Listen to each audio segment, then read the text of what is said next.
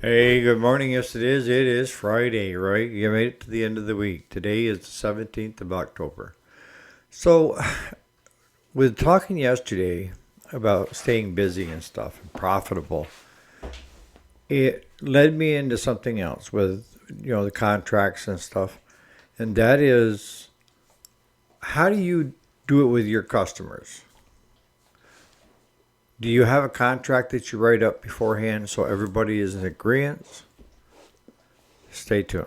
I'll tell you my way.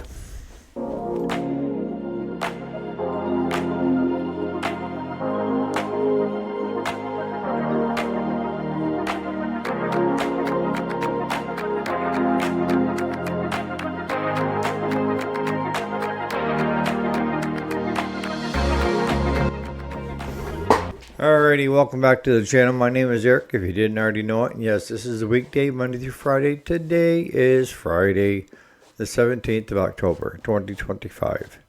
So, we talked about yesterday partnerships, incorporated, and so forth, because it's all contractual. You have to have contracts laid out of what each party is supposed to be doing, right?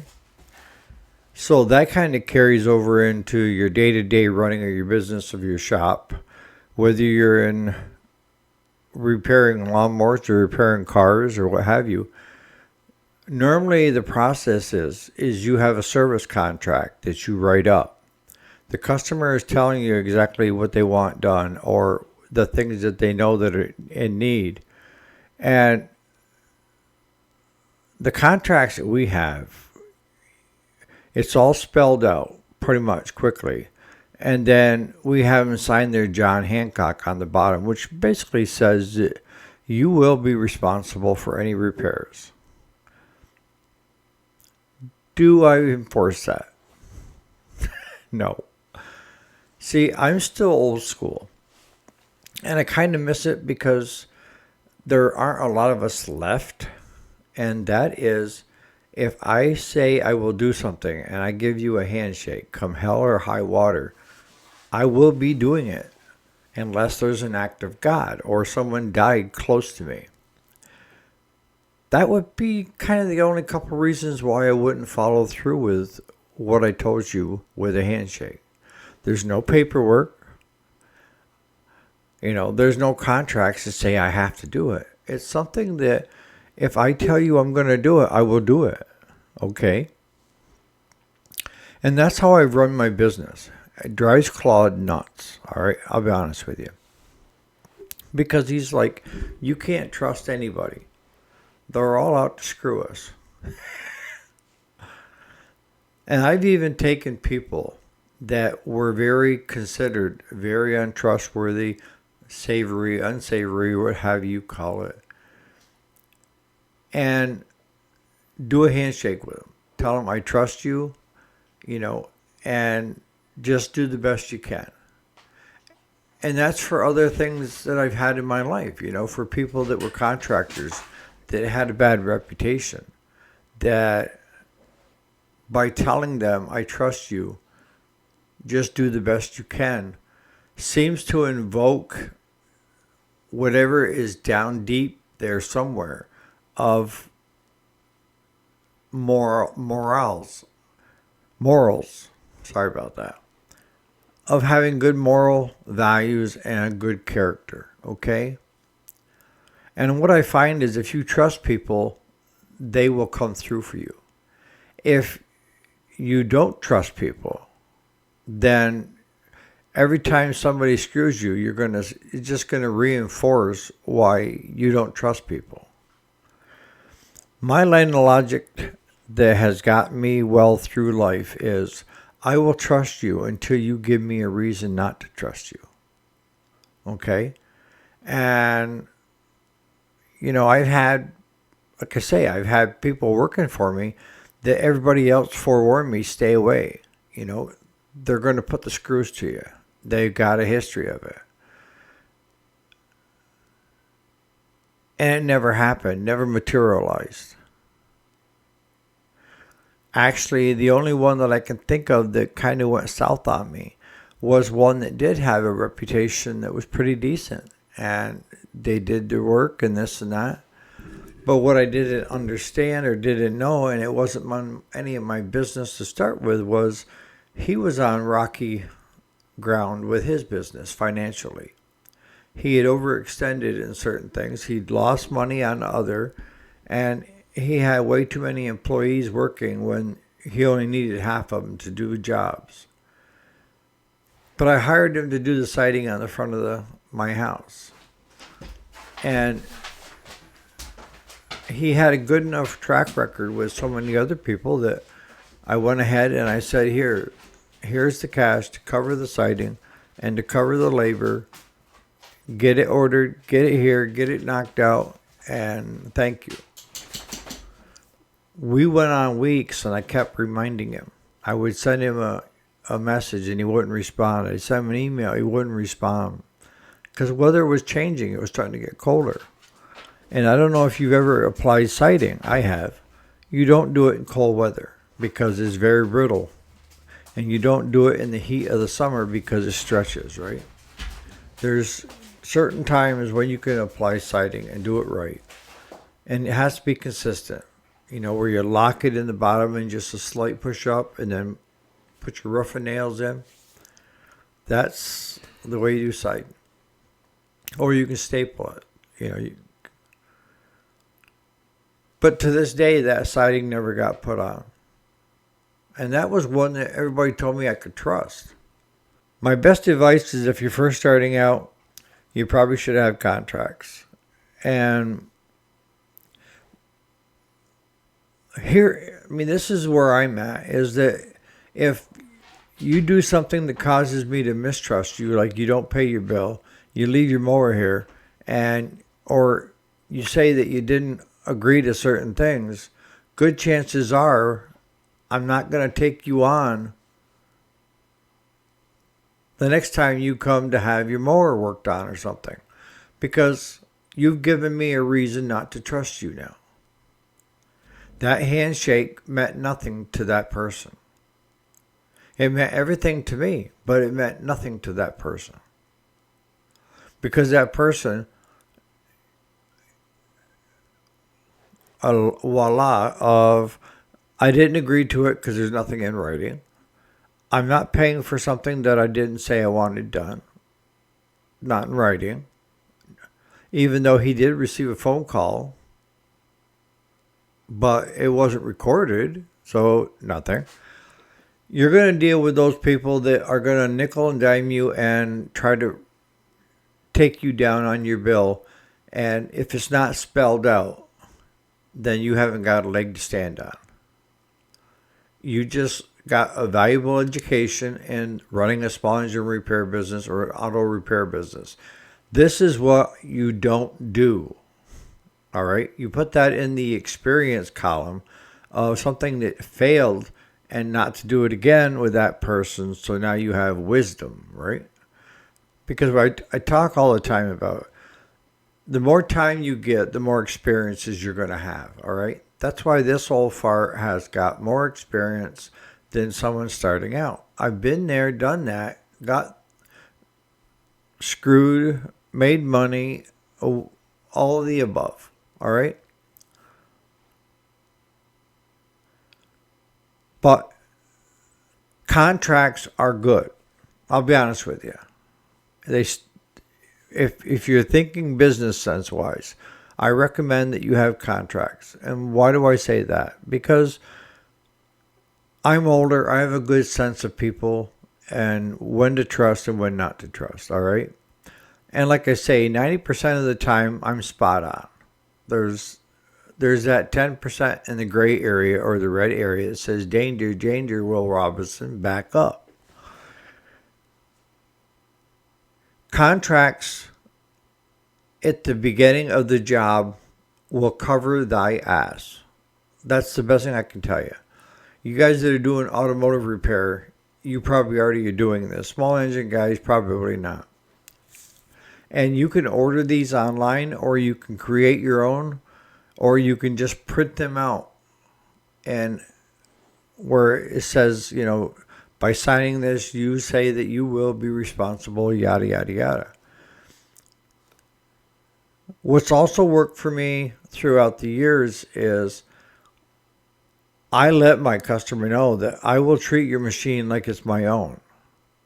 It's not a money making machine for the shop. I won't put one dime more into that machine than if it was my own. And if it's going to cost any kind of money, then I'm going to come up with options for you. And I'm going to call you. And this is the options that I'm going to lay out and the one that I recommend. But in the end, I let the customer have the actual say on what direction they want to go. If you keep the customer informed, most times is not. They're going to agree and say, yes, go for it. If you don't keep them in the loop and then they show up and you show them this bigger bill than what they expected, then good chances are they're going to tell everybody and their neighbor how bad a shop you are and untrustworthy, even though you still were on the customer's side. You didn't keep them in the loop so that they knew that there were going to be added expenses.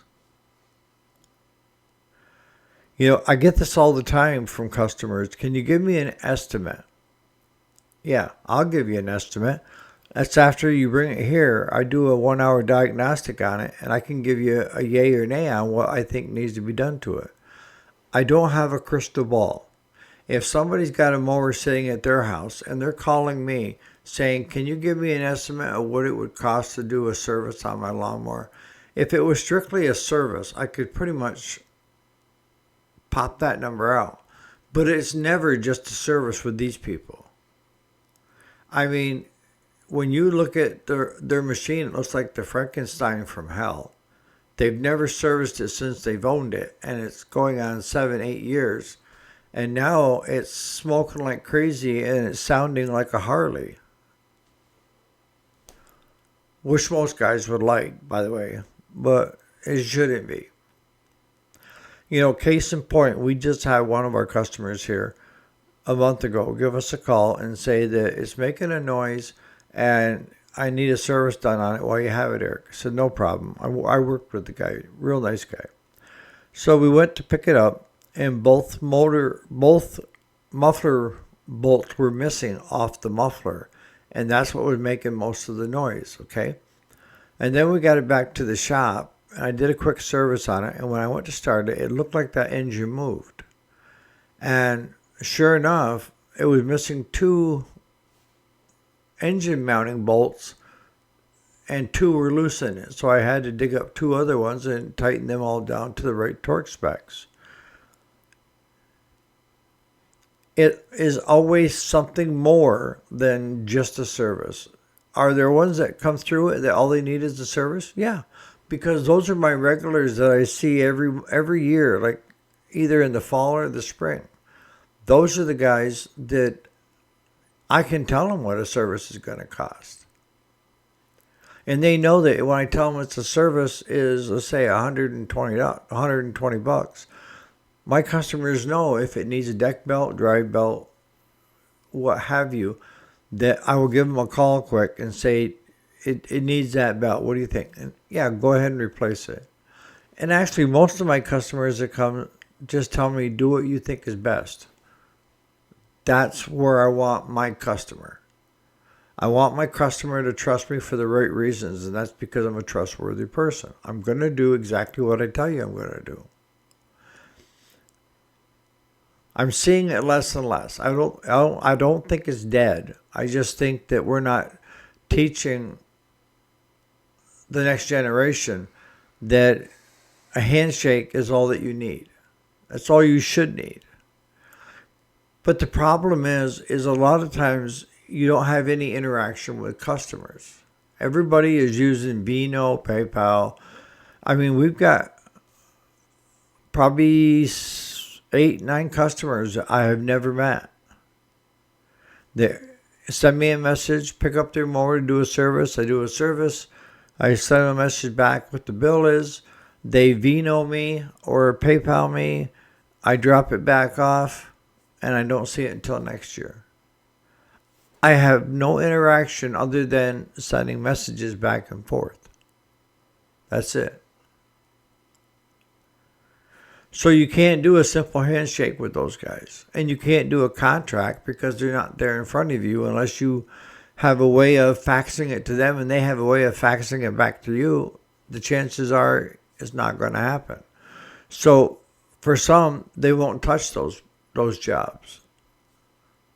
I do it because I still have the machine here. If it's not a POS, I'm not worried about it because I can sell it in the spring to recoup my money.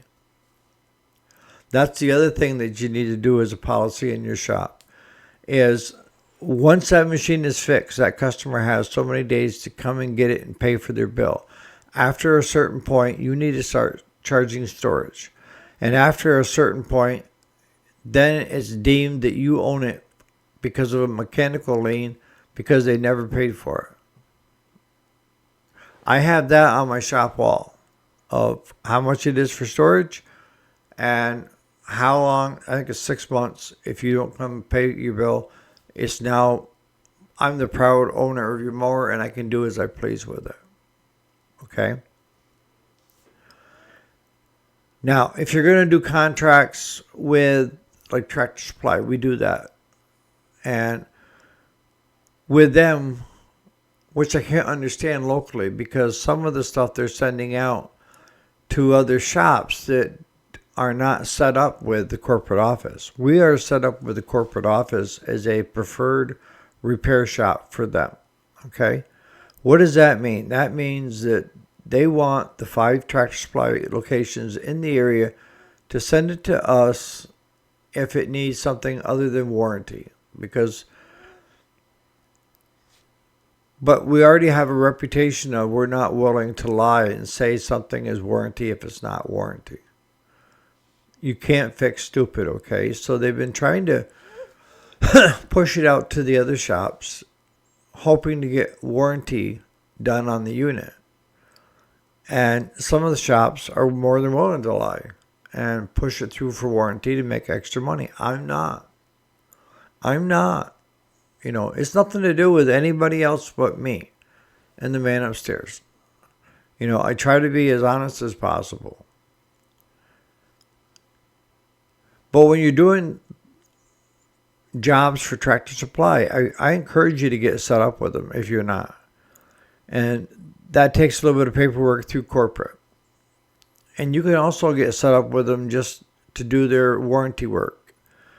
But what I find with them is 95% of the stuff that comes through is operator did something not right.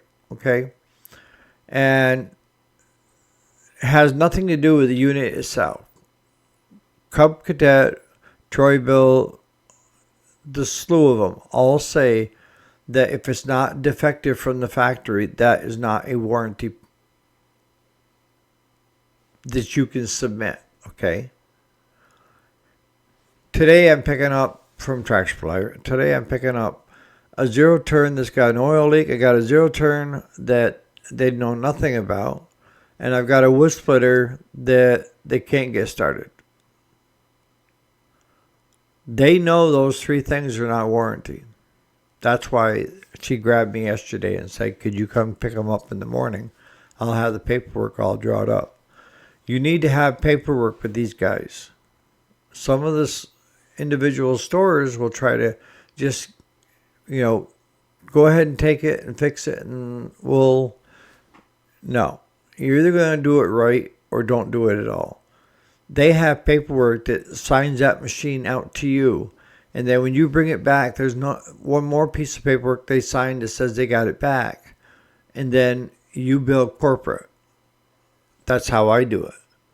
The way one of them is doing it locally is they're paying out of their petty cash, out of their cash register. They're allowed so much per month, I guess.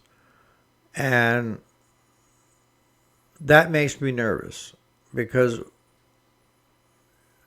are they not letting corporate know that I'm doing their repairs?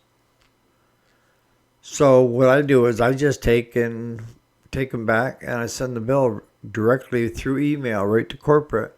And within 3 weeks, I have a check paid in full for everything I've done. Tractor Supply Corporate has been phenomenal. They are a good company to deal with. I can tell you right now. So I'm going to start wrapping this up. What do you guys think? I mean, is a handshake still good enough in your neck of the woods? Or do you think it's a dying art where everything has to be all the I's dotted and all the T's crossed, or the contract is null and void? It's a good question to ask, and like I say, if you're just starting out, for your own sake, I would do contracts. If you've been at it for a while, let me know in the comments. Are you doing it the same way I am? And that's a handshake and using intuition on individuals. Even though I've been told they're unsavory, they turned out very well. So on that note, you guys have a great Friday, and I'll catch you here bright and early Monday morning.